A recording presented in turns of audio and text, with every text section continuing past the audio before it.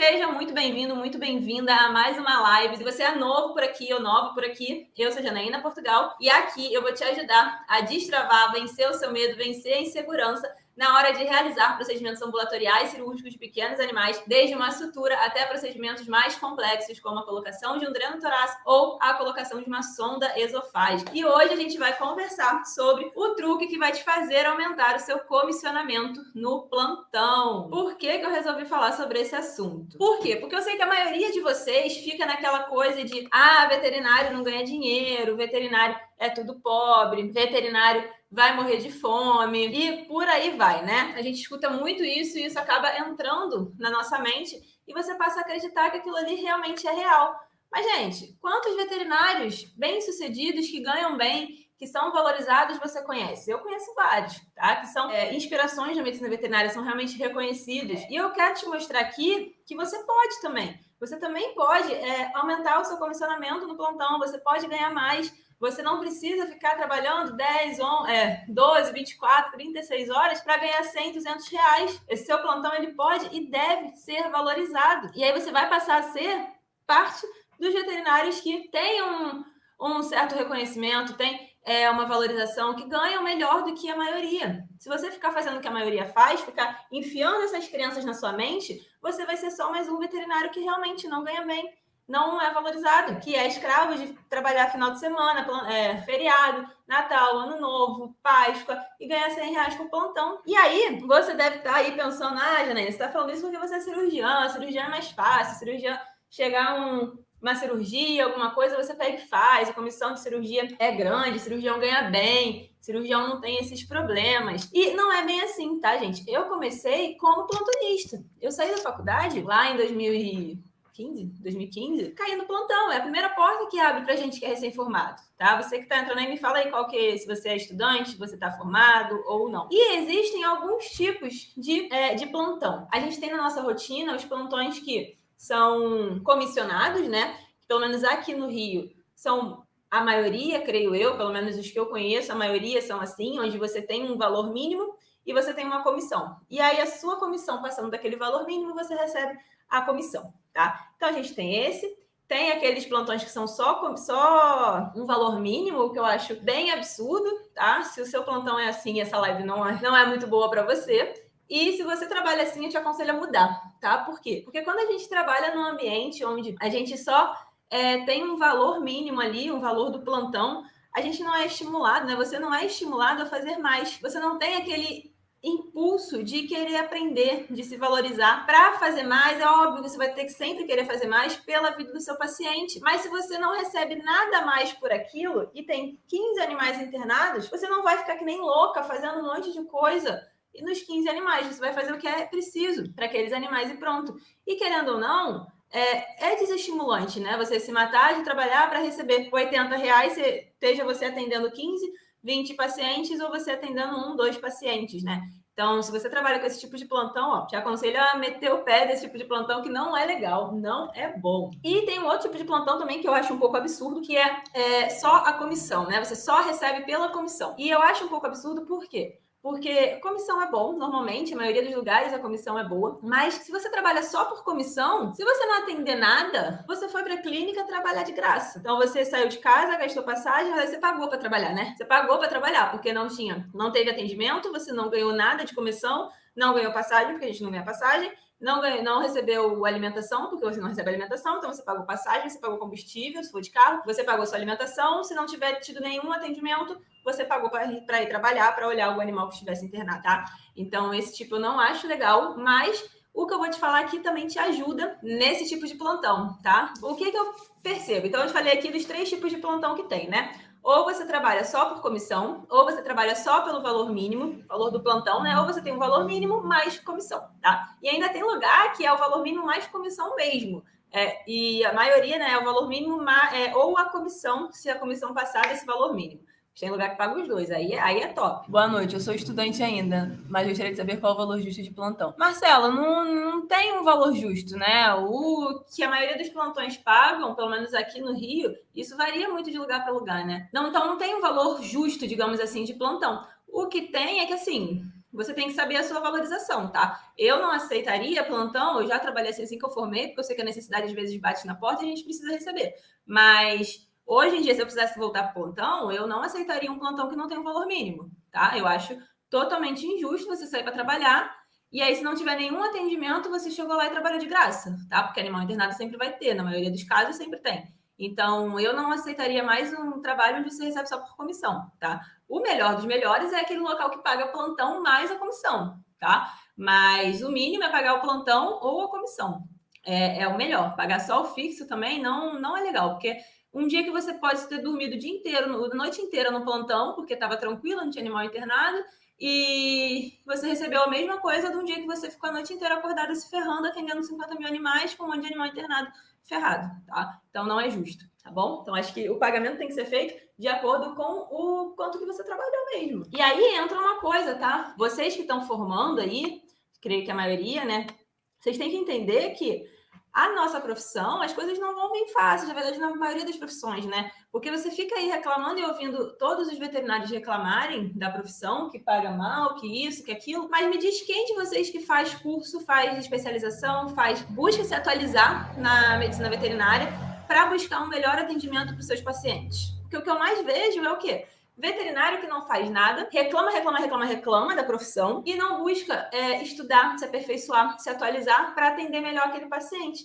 Por quê? As coisas não vêm fáceis, tá? Você não vai, aí, igual na medicina, achar um plantão que te pague R$1.000 por noite, não vai. Então, você tem que buscar se atualizar e saber realizar as coisas que eu vou te falar aqui agora. Por quê? Porque essas coisas, elas aumentam o seu comissionamento, melhoram o valor do seu plantão. Então, você vai receber muito mais do que se você ficar estagnado ali e só encaminhando paciente, fazendo um mero encaminhador de paciente, tá? Você pode fazer muito mais do que isso. Você tem capacidade para fazer muito mais do que isso, tá? Então, não ache que as coisas vão cair fáceis do céu, tá? Eu trabalhava em plantão não, eu trabalhava numa clínica onde eu era cirurgiã e tinha os veterinários, né, os clínicos. E, cara, esses clínicos, a maioria, eles não faziam nada, faziam basicamente nada. Por quê? Porque tinha medo. Ah, mas eu vou errar, vou piorar o paciente, vou prejudicar o paciente. Vete, antes de tudo, você tem que pensar o quê? Se eu fizer, eu tenho chance de piorar a situação do meu paciente? Mas e se eu não fizer? Será que eu também não tenho chance de piorar a situação desse paciente? Se eu não fizer, será que ele também não pode vir a óbito porque eu não fiz? E aí entra no quadro de quê? De negligência, de imprudência, tá? Por quê? Porque esse paciente pode piorar o quadro e vir a óbito porque você deixou de fazer um procedimento que você deveria ter realizado. Enfim, e não buscam evoluir, não buscam aprender a realizar esses procedimentos, tá? E isso daí eu fico pensando, gente, mas por quê? Por que não? Será que o medo de errar é tão grande assim? A insegurança de fazer é tão maior do que você pensar que você pode salvar ou melhorar o prognóstico daquele paciente se você fizer aquele procedimento, e isso não entra na minha cabeça, tá? Não entra. E o risco que você promove para o paciente ao não realizar o procedimento é tão grande quanto você realizar e por algum motivo errar, tá? Se bobear, eu risco dizer que é até maior o risco, tá? Então, ó, vamos começar a montar nosso PDF. Como melhorar o seu comissionamento? Como melhorar o seu comissionamento no plantão, tá? E aí, Vete, eu tô aqui para te falar o quê? No plantão, a gente atende você aí, né? Porque eu não faço mais plantão, mas você que faz plantão, você atende várias coisas, né? Você atende o paciente atropelado, você atende a consulta dermatológica, você atende a consulta pediátrica, aquela vacinação de rotina, o check-up de rotina, um paciente oncológico. Você atende um monte de coisa no plantão, certo? E, na maioria das vezes, esse monte de coisa só te gera um comissionamento de quê? Da consulta, da vacina e de um exame de sangue, um exame que você vai fazer, seja um raspado aí num paciente dermatológico, uma cultura, que, pelo menos aqui onde eu trabalhava, onde eu já trabalhei, né? As comissões para exames são comissões menores. Para consulta é uma comissão boa, mas consulta você sempre vai ganhar. Mas para exames eram consultas menores, já havia até de 5% em exame, não me recordo. Mas são comissões menores ali no exame, por quê? Porque o dono da clínica tem o custo com laboratório, com lâmina para fazer exame, seringa, agulha, enfim. Então, acaba sendo uma comissão menor para o veterinário que realiza aquele exame. Mas, gente, dentro da cirurgia, o que você tem que lembrar? Existem algumas áreas dentro da cirurgia. Por mais que a gente, como veterinário, a gente ainda esteja ali com aquela coisa de ser generalista, a cirurgia, ela engloba várias áreas. Então, a gente tem a cirurgia geral, que é a cirurgia de tecidos moles, que eu amo, a cirurgia oncológica, que eu amo também, que é ali onde entram as cirurgias reconstrutivas, retalhos, enxertos, as cirurgias ortopédicas, que aí não é comigo, cirurgias neurológicas, né, cirurgias de coluna, de medula, e a cirurgia ambulatorial. E o que é essa cirurgia ambulatorial? A cirurgia geral de tecidos moles, tem a cirurgia oftálmica também, que muitas vezes o oftalmologista também faz, tá? Então, a cirurgia geral, cirurgia ortopédica, cirurgia oftálmica, cirurgia neurológica, principalmente, cirurgia oncológica, somente o médico veterinário cirurgião, ou aí no caso do neurologista, tem neurologista que estuda somente para aquele tipo de cirurgia, somente o cirurgião pode fazer, porque requer conhecimentos cirúrgicos mais específicos, requer um centro cirúrgico especializado e requer anestesia e tudo certinho, estéreo, bonitinho, tá? Então, esses tipos são cirurgias que são competência realmente somente do médico veterinário que estudou para fazer cirurgia, tá? Mas a gente tem a cirurgia ambulatorial, que são os procedimentos ambulatoriais cirúrgicos. E o que é isso? Procedimentos ambulatoriais cirúrgicos são, digamos que, pequenas cirurgias, tá? Pequenas cirurgias que são cirurgias que podem e devem ser realizadas no ambulatório. Por quê? Porque são procedimentos mais simples, mais rápidos. Na maioria dos casos, não precisam de anestesia, somente um caso vai precisar de anestesia geral, tá? Na maioria das vezes é só sedação e muitas vezes até mesmo só uma analgesia mais potente, uma tranquilização, tá? E esses procedimentos são, fora a cirurgia, né, são um dos procedimentos que mais geram comissionamento no plantão. São os procedimentos que têm maiores comissões no plantão, tá? Então, se você faz, por exemplo, chega um paciente com uma ferida grave. Inclusive, vou te mostrar aqui, ó, foi um caso num plantão meu, era um plantão, acho que era um plantão de final de semana, não tinha tido muito movimento. E aí chegou um casal, com um cachorro, eu não lembro o histórico direito desse cachorro, não. Mas com um histórico de lesão, assim, muitas lesões no corpo inteiro. Eu acabei fechando um diagnóstico achando que era farmacodermia. Não me recordo de verdade o histórico clínico desse paciente, tá? Mas ele tinha várias crostas pelo corpo e eu precisei o quê? Precisei sedar esse paciente, precisei limpar tudo aquilo para eu achar, para eu entender o que estava acontecendo. Eu não tenho foto de antes de eu fazer a limpeza, mas dá uma olhada nisso. Fiquei na dúvida se era queimadura, se eu não me engano, tinham pego esse animal há pouco tempo, era de algum vizinho que maltratava, não me recordo. Olha isso daqui. Isso daqui foi depois de quê? De eu sedar esse paciente, fazer toda a tricotomia dele. Eu fiz a tricotomia, dá para ver. Eu tirei quase o pelo de todo o corpo do animal, porque eu ia raspando e ia vendo lesão, ia raspando e ia vendo lesão. E aí eu precisei sedar, fazer uma boa limpeza de ferida, do mesmo forma que a gente faz qualquer limpeza de ferida. Entrei com os medicamentos, coletei sangue também, óbvio. Fiz todo o protocolo bonitinho. E só esse atendimento aí, com uma comissão de tudo, né? Da consulta, de exame, de tratamento da ferida, de sedação, valeu pelo plantão. Eu lembro que tinha sido um plantão que estava tranquilo, não tinha tido muita coisa, acho que nem tinha chegado batido o mínimo. E aí chegou esse paciente. E aí, no momento que eu fiz tudo o que eu tinha que fazer para esse paciente, óbvio que você não vai pensar só no dinheiro, tá, gente? Na qualidade de vida do paciente também. Mas depois do momento que eu fiz tudo o que eu tinha que fazer por esse paciente, meu comissionamento passou do mínimo, tá? E, se eu não me engano, passou bastante. Na época, eu recebia R$100 pelo plantão diurno, era de dia esse, 120 para o noturno. Era de dia esse, passou bem dos R$100, tá? Ajudou muito a aumentar esse comissionamento, tá? Então, eu lembro também de um outro paciente, esse foi no domingo, eu lembro que não tinha tido nada, eu tava de 24 horas, desde sábado à noite. E assim, eu ia passar o final de semana todo dentro da clínica para ganhar R$200, R$220, era basicamente isso, não tinha tido nada. E aí chegou um cachorro que tinha sido atropelado há pouco tempo, mas estava bem, sim, sabe? Não tinha nenhuma lesão grave, mas ele tinha um machucado em membro. Esse eu não tenho foto, ele tinha uma ferida em membro. E aí eu precisei o quê? Sedar, limpar a ferida, suturar a ferida, aplicar medicamento para dor, coletei sangue, porque eu sempre coletava sangue em todos os pacientes, de check-up mesmo. E aí, isso daí, gente, eu lembro que valeu muito pelo plantão inteiro. Tipo, passou, acho que quase mais do dobro ali daquele plantão de domingo que não tinha tido nada. Que foi ele e mais uma consulta. Não tinha tido mais nada. Então, compensa muito você saber, porque esse daqui, ó, esse paciente, você não conseguia ver isso tudo de ferida. Você via só algumas crostas nele. E aí, quando eu fui passando a mão, eu comecei a ver lesões internas ali. E aí eu, vou sedar esse paciente e vou fazer uma tricotomia aqui para ver o que eu acho. E aí, quando eu ia raspando, só aparecia cada vez mais lesão nesse bicho, coitado. Muita lesão, tá? Então, aqui, ó, o que eu vou colocar? Quando se trabalha por comissão, existem diferentes tipos de comissionamento. Varia de acordo com o procedimento, consulta, vacina, exames, etc.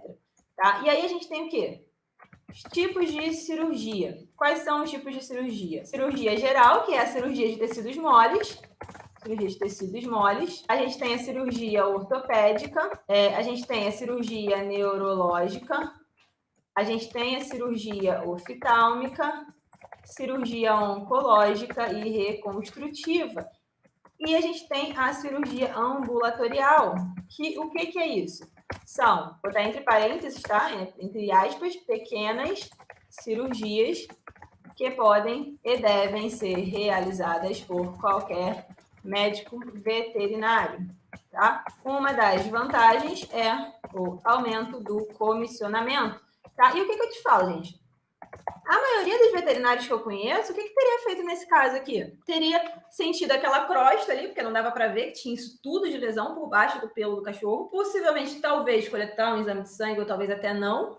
Ia, tipo, de repente, se muito, né? Ia dar uma raspada ali naquela lesão que estava mais visível para passar alguma pomada, porque muitas vezes nem isso se faz, tá? Aqui, ó, tem um caso que eu sempre gosto de mostrar, que eu atendi, que o veterinário nem sequer se deu ao trabalho de raspar o pelo ao redor da ferida. E aí estava passando pomada por cima de pelo e é óbvio que não ia resolver nunca. Ia só piorar a situação do paciente. E isso daqui é o que a maioria dos veterinários fazem, tá? Eles não vão atrás de limpar uma ferida, sedar o paciente, fazer tricotomia, e isso daqui gera comissionamento, tá? Isso gera comissionamento pelos medicamentos de analgesia que você vai aplicar, pelo procedimento em si que você vai realizar, seja a sedação, seja a limpeza da ferida, tudo isso gera comissionamento e melhora o seu tratamento também, né? Ou você acha que essa ferida aqui ia cicatrizar? Óbvio que não. Quando chegou para mim desse jeito, é óbvio que eu mexi, né? O paciente não foi nem para isso, foi para castrar, mas acabou não castrando porque tinha outros problemas. E eu só pedi para a enfermeira dar uma raspadinha com a gilete, gente, por cima. Olha isso, era uma ferida de mordida, tá? Então, ó, você acha que isso aqui ia cicatrizar? Não ia infeccionar. Óbvio que ia infeccionar e ia piorar a situação do seu paciente. Então, são pequenas coisas que muitas vezes você deixa de fazer, que você prefere deixar para o outro recebe e você não, tá? E você não. E aí, você vai ser o quê? Aquele veterinário que está sempre reclamando da vida, que está sempre falando que veterinário ganha mal, que veterinário ganha pouco. Eu botei nos meus stories, né, umas enquetes para justamente falando sobre isso e perguntando, né, uma das enquetes foram se você estava satisfeito com quanto você ganhava. E a maioria falou que não, tá? A maioria falou que não. E aí fica o questionamento: você não está satisfeito com o que você ganha e você está buscando melhorar? Ou você não está satisfeito com o que ganha e você está acomodado na sua zona de conforto? Por quê? Veterinário ganha mal mesmo. Fazer o quê? Escolhe mal a profissão. Porque se você ficar assim, realmente, você vai continuar ganhando mal o resto da vida, tá? E aqui eu citei esse exemplo de ferida porque eu lembro que foi um plantão que realmente não tinha dado movimento nenhum e eu ia ter ficado 24 horas no plantão para ganhar o mínimo ali, para ganhar R$200, 220, que era 100 da noite, e 120 da noite e 100 do dia, né? Janaína, quais são esses procedimentos? Quais são os procedimentos que eu posso fazer no ambulatório? E aqui, Vete, você vai ver que você tem uma gama de procedimentos que você pode e deve saber realizar no ambulatório cirúrgico, tá? E eu quero abrir sua mente para te mostrar que você pode ter um primeiro passo ali para aumentar o seu comissionamento se você parar de bloquear a sua mente, parar de achar que você vai matar o paciente se você tentar, tá? Então, gente, a cirurgia ambulatorial, ela tem diversos procedimentos. Alguns, eles acabam sendo procedimentos que estão englobados num atendimento de emergência, então acabam sendo procedimentos que salvam a vida do seu paciente, tá? Mas muitas vezes um atendimento emergencial, uma consulta de emergência, pelo menos aqui no Rio, na maioria dos lugares, a consulta de emergência ela é uma consulta mais cara do que a consulta normal, tá? Então, se é uma consulta mais cara, porque ela exige mais de você. Se ela exige mais de você, você tem que saber fazer certos procedimentos que podem ser ali o crucial não para a vida do seu paciente, tá? Para salvar ou não a vida desse paciente.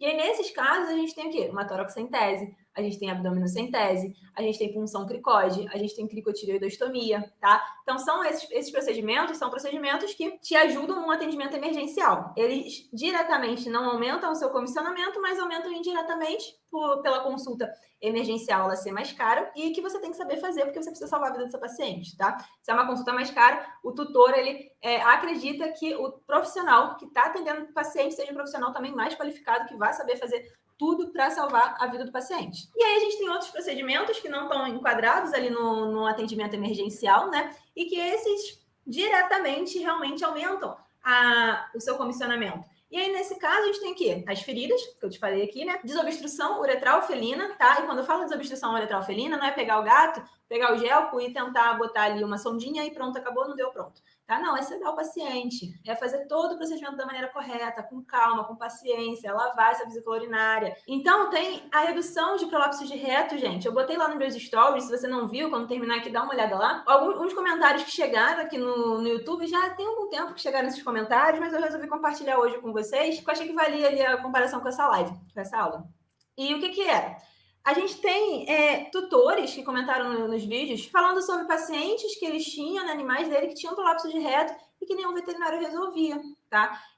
Por que não? Eu já vi gente que mandou para casa o animal com o reto para fora, deu um anti-inflamatório, tenta colocar para dentro que vai voltar. Não, gente, não é assim. Você tem que saber fazer uma redução de prolapso de reto da maneira eficiente. Isso aumenta o seu comissionamento, tá? Não é você encaminhando para o paciente, para o cirurgião ou deixando para o próximo plantonista fazer que vai ser melhor para o paciente. Não, tá? Você tem que saber fazer. Então, a redução de prolapso de reto é um desses procedimentos e que ainda ajuda a não piorar o prognóstico do seu paciente, tá? Faz com que ele não precise passar por cirurgia mais agressiva, que seria o quê? A colopexia, ou até mesmo a amputação retal, dependendo do grau de lesão. A toraxentese também entra aqui, porque a toraxentese ela é um procedimento ou emergencial ou terapêutico. No caso aí de pacientes com efusão pleural, com quilotórax, hemotórax, por alguma felve da vida, fibfelve da vida, então, ela é um procedimento terapêutico também. Então, pode ser que chegue um paciente para você que não seja um atropelado num trauma e que precise fazer toraxentese. E uma vez chegou para mim no plantão, foi a primeira vez que eu fiz, e a tutora chegou para mim, mandaram eu levar em outro lugar, porque tinha que tirar o líquido aqui do tórax dele, mas não tinha ultrassom lá. E só dá para fazer com ultrassom, que ele falou. Aí eu, oi? Não, vem cá, não tem ultrassom, mas vamos fazer. E eu peguei, era um gato também esse caso. Peguei, fui lá, fiz. Drenei acho que uns 200 ml de líquido de cada lado. Eu lembro que foi bastante líquido. Tirei o tutor da sala e aí depois ela veio pra mim, nossa, você com essa cara tão novinha, não achei que você fosse conseguir fazer. Eu era recém-formada, tá? Então, aquilo ali também aumentou meu comissionamento, tá? Foi um paciente que veio encaminhado de outro lugar.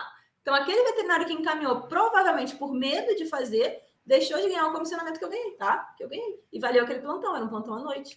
Que mais? Desobstrução, ferida, prolapso de reto, toraxentese, dreno torácico. A colocação de dreno torácico é de capacidade de tem que ser de capacidade de qualquer médico veterinário, tá? Por quê? Em traumatismos, ele pode ser o diferencial para você salvar a vida daquele paciente, pelo menos para manter ele estável, até de repente fazer um procedimento cirúrgico ou não, tá? Então, o dreno torácico ele tem que ser de aptidão de qualquer médico veterinário. Sonda esofágica também, tá? Sonda esofágica também é de capacidade de qualquer médico veterinário. Qualquer paciente em quadro de anorexia e que você não consiga forçar, vamos parar com esse negócio de querer, não, dá na seringa melhor, não vai anestesiar ele para passar sonda, não, fica dando na seringa, e aí você estressa o paciente, se for gato, então nem se fala, né? Ele cospe mais a comida do que você consegue colocar para dentro, e aí fica aquele estresse aumenta o cortisol, diminui a recuperação, você piora o prognóstico do seu paciente, tá? Então vamos parar com essa coisa de, primeiro tem que tentar forçar na alimentação forçada. E aí você não consegue, e aí passa o paciente a ficar num estado mais grave, você não vai mais poder anestesiar ele para passar uma sonda esofágica. Vai ter que passar uma sonda naso, uma quantidade, né, de alimento fornecida muito menor. Então, vamos colocar aqui no nosso arquivo. Quais são esses procedimentos? E aí, gente, a gente tem muito procedimento.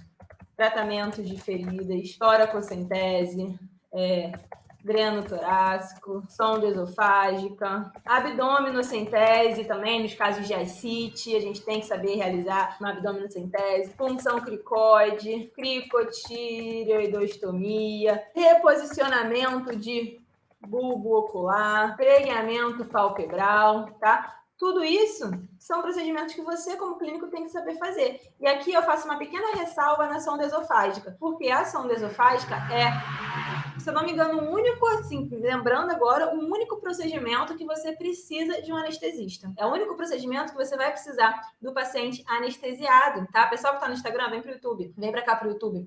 Mas deixa seu coraçãozinho aí antes. Por quê? Por que na sonda esofágica você precisa de anestesista e nos outros não? Porque você vai colocar sua linda mãozinha lá dentro da boca do seu paciente, lá atrás dos dentes, lá atrás da TM, lá no esôfago, você vai botar a pinça e você precisa desse paciente totalmente anestesiado. Por quê? Porque se você tiver reflexo, você tiver só sedado, ele vai ter reflexo. E se você tem reflexo, ele pode mexer e te morder. E você não quer ter uma mordida na sua mão no momento de passar uma sonda esofágica, tá? Então, é o único procedimento que você precisa do paciente anestesiado. Larissa, o reposicionamento do Google também precisa de anestesia, Jana? Não. Olha, Larissa, o que acontece? O reposicionamento do Google ocular é um procedimento mais emergencial, né? Então, se você tiver como ter um anestesista ali de forma emergencial, é legal, tá? Mas eu acredito que você consegue fazer só com uma sedação bem feita, tá? Uma sedação bem feita, uma analgesia bem feita, para poder reposicionar esse olho, tá? Mas se você tiver como ter um anestesista à sua disposição ali, é o melhor na maioria das vezes, tá? Mas fora isso, você sabe, tendo conhecimento para fazer uma sedação bem feita, uma boa analgesia, é melhor do que você não fazer e encaminhar esse paciente para fazer amanhã, depois. Depois, esse olho que poderia ter sido reposicionado, ele pode ser perdido. A única vez que eu fiz, eu mesma tive que anestesiar, porque não tinha anestesista na hora. Então, deu certo, Larissa? Se você não tem como ter um anestesista ali na hora, o reposicionamento do bulbo ocular você pode fazer com uma sedação, tá?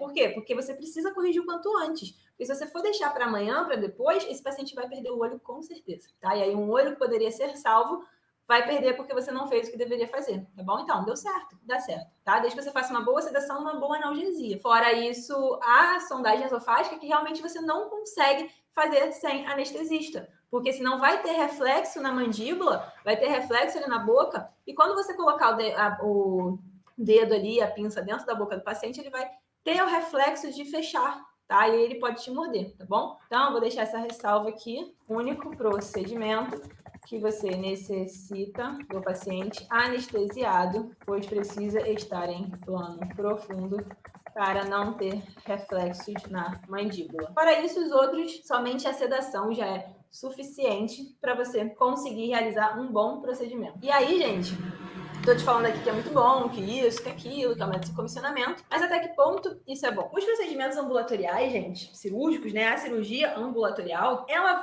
é um dos procedimentos que mais gera comissão na clínica, no plantão. Pelo menos aqui no Rio, nos locais que eu trabalhei, que eu já fiz plantão e que eu já atendi também como cirurgiã, eu via um comissionamento que variava aí de 30, 40, 50%, mais ou menos isso. Entre 30% e 50% era mais ou menos isso que variava as comissões aqui no Rio de Janeiro e nos locais que eu trabalhava. Algum tempo atrás, eu fiz uma enquete lá nos meus stories perguntando quanto que era o comissionamento desses procedimentos nas outras regiões, né? E a maioria me falou que era o quê? Teve muita gente falando que era 7%, tá? Eu achei bem baixa essa comissão. Até 20%, 30% e 40%, 50% já era mais difícil. Então, assim, esse comissionamento, ele vai variar, tá? Não é um comissionamento igual aqui e igual aí onde você tá, no interior, não sei. Esse comissionamento varia. E aí eu percebi que esse varia aí desde 7%, 8% até 40%, 50%, dependendo do estado que você tá, qual região desse estado você tá. Esse comissionamento varia. É um comissionamento, tá, gente? Principalmente se você trabalha só por comissão, você ter 10% de um procedimento, são procedimentos que, na maioria dos casos, né, são procedimentos mais caros. Não são procedimentos que custam aí R$100, que é uma consulta. Pelo menos os locais que eu conheço, são procedimentos mais caros. Uma limpeza de ferida, você vai cobrar o quê? A limpeza da ferida. Você vai cobrar a bandagem, o curativo que você tem que fazer. Você vai cobrar a sedação. Você vai cobrar a aplicação de medicamentos analgésicos, tá? Então, é um valor bem mais alto do que uma consulta, do que uma vacina, do que um exame. Então, se você recebe, não sei, 10% de comissão num atendimento que foi, sei lá, R$400, você já tem R$40. Quase metade do valor daquele plantão de R$100, tá? Então, se você atende 2 casos que você precise fazer algo assim, você já chega no mínimo, tá? E aí você vai atender uma consultinha, uma vacininha, você já passa do mínimo, tá? Então, é alguma coisa que se você tivesse encaminhado esse paciente, você não ia receber, não ia te ajudar a somar para passar desse mínimo quando você trabalha por comissão mais mínimo, para você aumentar o seu salário, tá? Não seria algo já para você ganhar um comissionamento quando você fala de trabalhar só por comissão. Então, já é alguma coisa a mais. Quando você só encaminha, você não está recebendo nada, nem os 7%, se for 7% na sua região, tá? Nada. E 7% de nada é nada. Melhor 7% do que nada, né?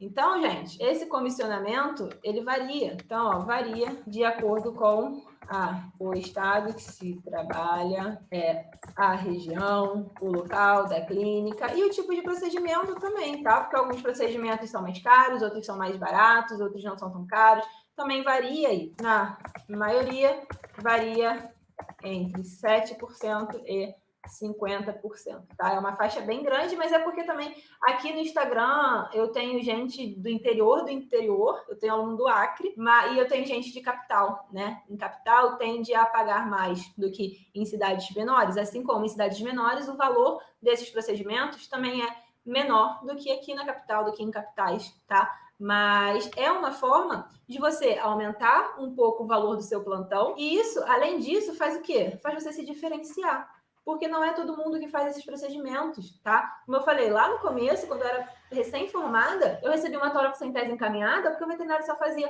com ultrassom. Por que só fazia com ultrassom? Porque não tinha segurança, porque não sabia a técnica, porque não sabia o que tinha que fazer. Então, eu ganhei o comissionamento que era para ser dele. Então, já me ajudou a chegar ali no mínimo. E um procedimento é melhor do que nada, tá? Então, você vai somando, isso te diferencia. E aí, o dono do local que você trabalha começa a te ver com outros olhos, tá? E aí você consegue mais espaço. Isso aí te abre portas para ir para locais melhores, para clínicas que pagam mais, tá? Te diferencia. Torna diferente do que aquele bando de veterinário que só passa uma pomadinha ali por cima da ferida e tá bom, que fica forçando comida no gato que está estressado, com lipidose hepática, fica não desobstrui direito, porque dá muito trabalho, não reduz o colapso de reto, porque dá muito trabalho, chama o cirurgião, ou deixa para o próximo plantonista, tá? Isso te diferencia no mercado de trabalho. E no mercado de trabalho que a gente tem hoje, tão saturado, tão cheio de gente, ter um ponto de diferencial é muito bom, tá? É muito bom. E isso daí é um diferencial